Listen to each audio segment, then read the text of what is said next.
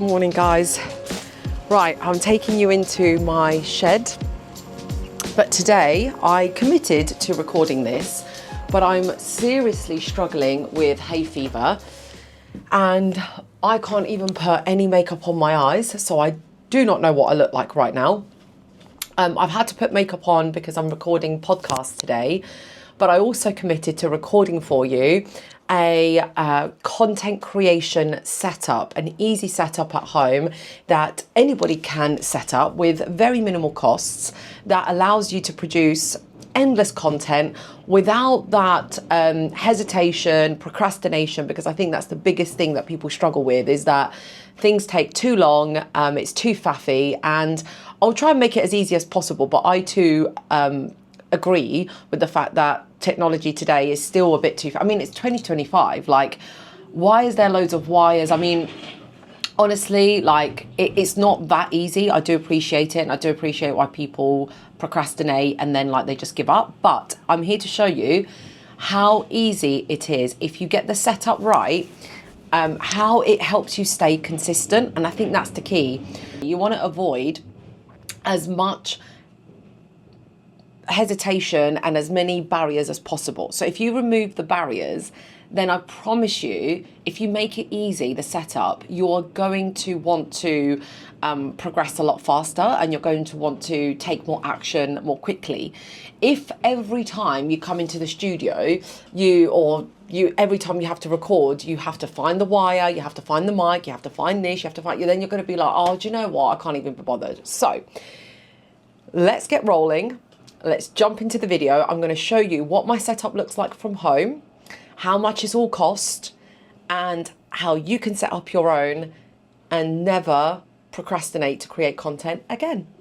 Right, so this is my desk behind me here, and as you can see, I've already got everything opened and ready. So whenever I come in, I don't need to set up the lights, set up the camera, everything's already set up. So I'm going to try and do this without falling over myself, okay? So the first thing I want to point you to is, I'm going to turn it around like this, is my webcam. So my PC already has an inbuilt webcam right here, but the quality is not as good. So I've bought this Sony ZV-1 or ZV-10. I will make sure I clarify in the actual show notes.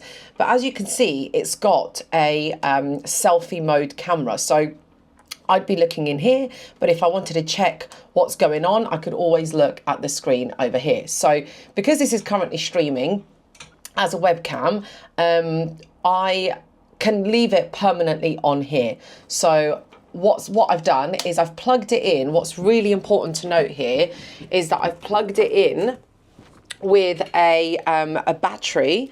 So essentially what happens is this has been plugged in with a forever battery, if that makes sense. So I will again link all these things into the show notes, but the battery is permanently plugged in, which means that my webcam doesn't run out of battery. That's really important, guys, because I use it all day long for videos, and if that was to run out of battery, I'd have to pause, then charge it, put it on again. So I have it permanently plugged into the mains and into the camera, which means it has got 100% battery all the time. That's really important because, again, I hate charging things, but we have to, okay? This one, you don't have to because it's permanently plugged in. So my webcam is so let me show you my screen. So the reason I have, bear with me here. Now, what I record with my webcam is my podcasts. So as you can see on here, you can see that my podcasts are all done from my desktop. And in order for that to work, I need to have a high quality camera. And this is the best. Obviously, you can't see from here, but if you look at any of the episodes that we've recorded, you can see the quality of the camera. So that allows me to go on Riverside, for example. This is where I record my podcasts, but not just podcasts. It allows me to create shorts from it as well. So that's my first hack, is using a bit of AI to actually be able to create shorts as well as long form videos. So you can see on here, I've got my long form video. Okay, now if I go to the AI functions within this platform, you can see it actually does the show notes summary, it does the keywords, the key takeaways, it gives me title suggestions, which is amazing, and it also breaks down the chapters. That's insane technology. That's amazing AI technology within my platform, which I absolutely love. So as you can see from a previous episode here with the Money Honey, we've got the show notes summarized, we've got the full episode, and then by using magic clips, right? This is a long form video that was 43 minutes long, okay? And from the long form video, it's created short clips. Now my team then verifies, so this is why the human and AI work well together, because these short clips have been auto-generated by the Riverside AI function. But when we go in, we can actually then make sure that the clip makes sense. So like, for example, this one is 45 seconds long, that one is 46, that one is a minute, that one's 52. So what we then do is click into it and we just check that it actually... If you don't... Oh, sorry, I played the audio there. What we make sure is that we like the video, and you can actually go into the script. So what it does is it pulls the script and then you can adjust it. So making sure that your short is as you want it to be. Isn't that amazing? So that's the first hack that I wanted to show you, is that just by having a camera, a nice quality camera on my desktop, I have a long form platform that I record on, which is Riverside, and then that long form platform cuts everything into little bite-sized pieces. And we do this for clients as well, because again, even though there's great functions and great features that make things easier and faster, what we do for our client is remove like all the faff, and we make sure that we do it for them so that all they have to do is post it, or we post it for them. But if someone wanted to use it themselves without having a full, management team or content team, it's actually easy enough for you to do as well. So that's my little hack there, from long form to short form. So just to recap, I've got the camera, and that is set up, by the way, let me see if I can show you. That is set up on a claw. So as you can see here, you can see the claw, right? So I can move it. Please don't ask me to move it right now because it's set up properly for my podcast. But as you can see, the claw is attached to the desk, and then I can move it up or down if I want to. So it's permanently there. So boom, when I come into work, I don't have to do much setup. Now, the other thing is, can you notice that my mic is already set up, ready to go? I've already connected the mic to the camera, which means that when I come in, I just turn everything on, make sure the camera's on, mic is on, and I'm done. I'm ready to go. Sorry guys, I'm really struggling with my hay fever. Right. The next thing I want to show you is lighting. Now, I've purposely not turned the lighting on, and I've just been trying to use the natural lighting from the window. But what I've done is, in order for me to control the lighting, because sometimes we don't know in England if it's going to be grey or extremely bright. So what I've done in my little shed here is control the lighting by buying these blackout blinds. So I'm not going to show you how things change, okay? So I've bought blackout blinds. I've only got a little office light. That doesn't make much of a difference really, but now you can see it's a little bit darker, right? And I've got more shadows on my face. I've also boarded up the windows. So this has been boarded up with foam. So, like the podcast studio foam, and soundproof as well. So I've soundproof. So this, as you can see, this is the back of my desk. This is like my setup. But I'm talking about lighting at the moment. I still need to board up this lighting, which I believe I will do, because currently, as you can see, it's really dark here, but I've got this back lighting and it's not really working for me. So I'm going to be boarding that up. I also have my Money Honey light, as you can see there. So the Money Honey light gives that soft glow in the background. You can't really see the text Money Honey when I'm recording, but it's just for that soft glow. So that's really important for lighting. And finally, the big reveal for making the most important light as effective as possible are these two panels here. So I'm going to link these things again. So as you can see, this is called, I think it's called iGym. I don't know if you can see it there. Yeah, it's called iGym. Now, these again are on a claw on my desk. So they are permanently hooked onto my desk. Okay, so now let's talk about this front lighting, because this is really important for capturing high quality footage. If you don't have your lighting right, then this is just not going to cut it. It's way too dark. So watch what happens to my face when I get the remote. So these panels of light, these light panels come with a remote. Now I'm going to turn it on and look what happens to my face.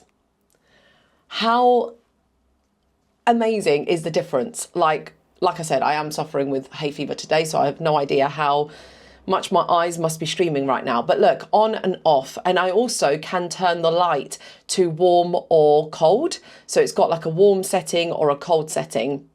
And I can turn the lighting up or down. So this makes a really big difference. And that's the effect that I like to have, where I've got the strong front lighting, but then the soft glowy lighting in the background. So that's my technical terminology, by the way, soft and glowy and, you know, bold lighting. But this makes all the difference to my face and the quality of the camera. So that's my main desk setup. So as you can see it now with the lighting. Okay, so if I face this way, the lighting's very different because I'm being lit by the glowy pink light. But when I turn around this way, I'm being lit by the soft yellow lighting and the pink lighting's in the background.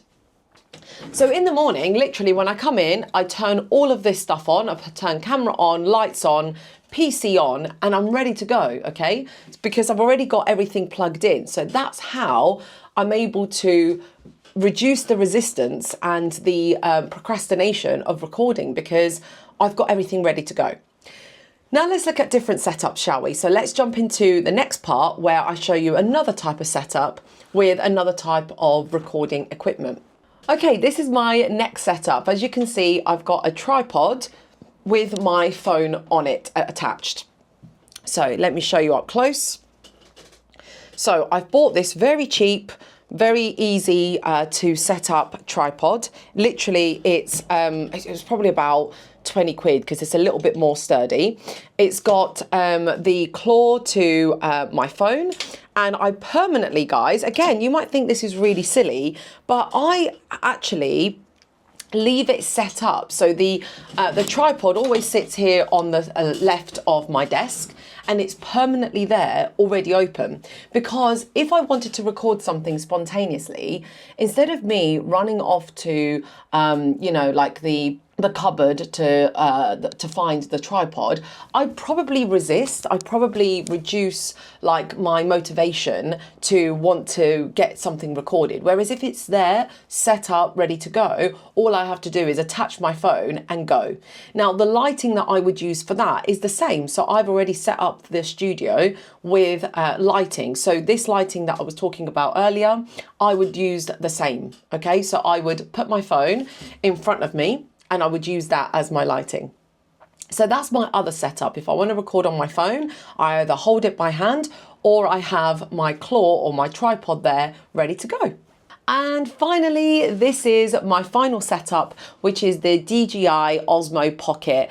I've linked it in the comments as well in the show notes, so feel free to go check it out. Now, this is a little bit more of an expensive device. I think the camera was obviously quite expensive, but once you buy it once, it lasts a really, really long time. I've had it for a while now.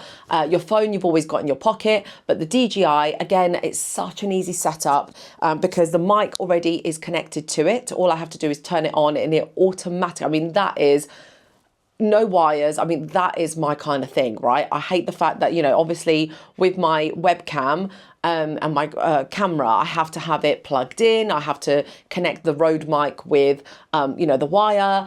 Whereas with the Pocket Osmo, what I really like about it is that all I have to do is turn on the mic, and I just put it here on my lapel. And then, yeah, turn the camera on, and it's, you know, ready to go. Now, this Pocket Osmo does come with, so like in my little bag over here, what it comes with is a stand. So if I connect the stand like this, it actually turns into like a small tripod. So as you can see there, it's got like a 3-leg stand, so I can actually, rather than holding it as a selfie, I can actually connect it, which I can do for you literally right now in 2 seconds. So first, it comes with this device. It's like a battery charger, so I have to do that first. Connect that, because the sorry, you probably see me all over the place, because the tripod connects to that. That's the input there. So let me just do that really quickly, and then I'll show you the tripod. And there we have it. It's now on the tripod. So as you can see, I'm not holding it with my hands anymore. So often when I record videos, I can come like a bit further back. I can change angles, and I can give my hands a rest, because yeah, it does hurt holding it.